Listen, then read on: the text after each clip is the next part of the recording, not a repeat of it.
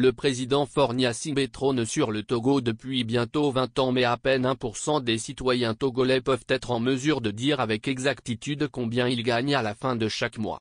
Or, le président de la République est le premier fonctionnaire du pays, comme tel, son salaire doit être connu de ses employeurs qui sont les Togolais. Mais tel n'est pas souvent le cas au Togo. Son salaire est entouré d'un mythe comme s'il s'agirait d'un secret défense.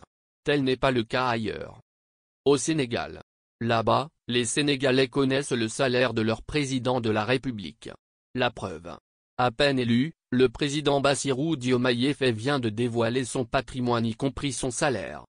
Le président Faye, élu le 24 mars, dispose d'un salaire mensuel de 4,8 millions de CFA en tant que président. Le N-1, qui est bigame, s'est marié sur le régime de la séparation de biens, rapporte le journal officiel sénégalais daté du 25 juillet 2024. Le président sénégalais ne s'est pas contenté seulement de rendre public son salaire. Il a aussi dévoilé son patrimoine. Celui-ci comprend 2 comptes bancaires crédités respectivement de 14,7 millions de CFA et 7,4 millions de CFA. Un troisième compte, d'épargne, a un solde de 2690 CFA.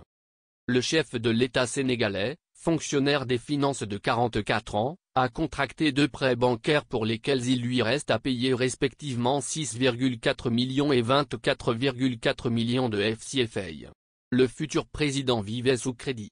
Rire. Cette déclaration du président Faye n'est pas la première.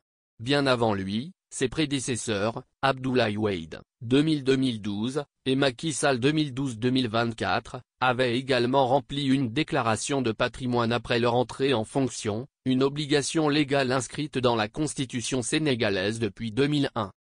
Au Togo, les Togolais ne connaissent pas le salaire de leurs dirigeants, mieux ils ne peuvent espérer avoir une idée de leur patrimoine. La déclaration des patrimoines qui est aussi inscrite dans l'ancienne constitution n'a jamais été appliquée. Après plusieurs toilettages de la loi l'encadrant, cette loi vidée de son sens et de l'esprit, ne sert plus à rien.